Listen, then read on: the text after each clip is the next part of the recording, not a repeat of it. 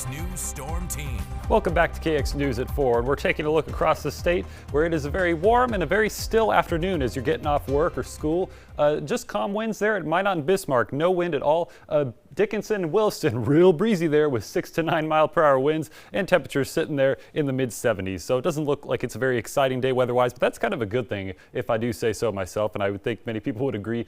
Just a few fair weather cumulus clouds hanging around between Dickinson and Bismarck, but that's really about it for our area cloud-wise. We'll zoom on out a little bit to see kind of why that is the case. This surface high pressure that had drifted off across North Dakota last night has since pushed into eastern South Dakota and will continue to push off to the southeast, and that has helped keep things nice and quiet and rain-free.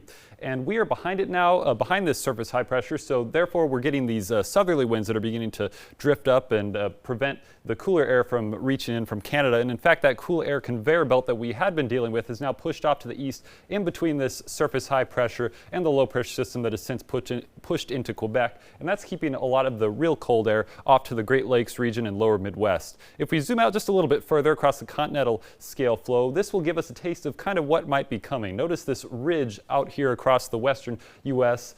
Depicted by these upper level flow contour lines. It really is beginning to build up across the northern Rockies region, and it will slowly begin to impinge onto the northern plains. And we are currently right in between this cooler air mass that had since sat over our area for the last few days and this much warmer ridge region that will slowly begin to push into our area as we get through the next 24 to 48 hours. And because of that, high temperatures are going to begin to come up into the 80s. For now, though, this will be another day where we mostly stay in the mid 70s roughly. This is probably about as warm as we're going to get across a lot of the area. Lower 70s across the eastern tier counties, with 81 out there at Wolf Point, the warmest location. They will be the trendsetter as we get into tomorrow and Wednesday. Tonight, though, we aren't going to be getting anywhere near those upper 30s and mid 30s that we saw last night. Just 40s across the board for the most part. Could even see maybe 43, 42 at a few locations, but generally 45 to 50 degrees roughly, no matter where you go. So no patches of frost, luckily, and it's only going to get warmer at night from here on out, with lows in the 50s expected by the time we get to Tuesday night and Wednesday night.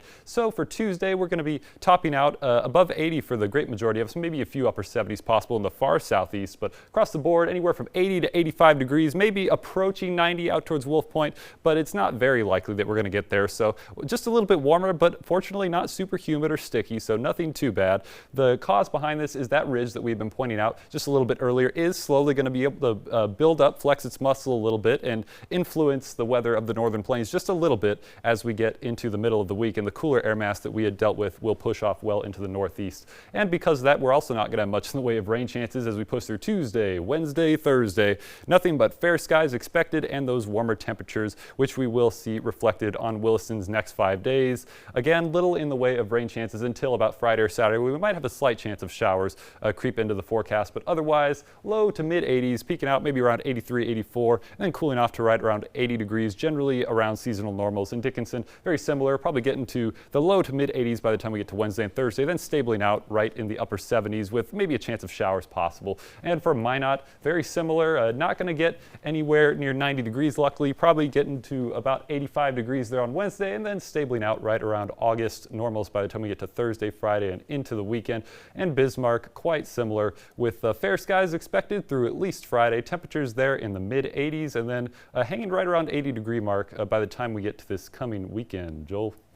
We'll just have to see what those percentages do as we get closer to the weekend. I guess I wouldn't turn down a chance of rain, but especially on those weekends when a lot of people like to get outside, we'll just have to see if we get any moisture out of that at all. Yeah, we'll see. It could change, but overall it's a pretty stable pattern right now. Michael, thanks so much. We'll look forward to it. Still to come on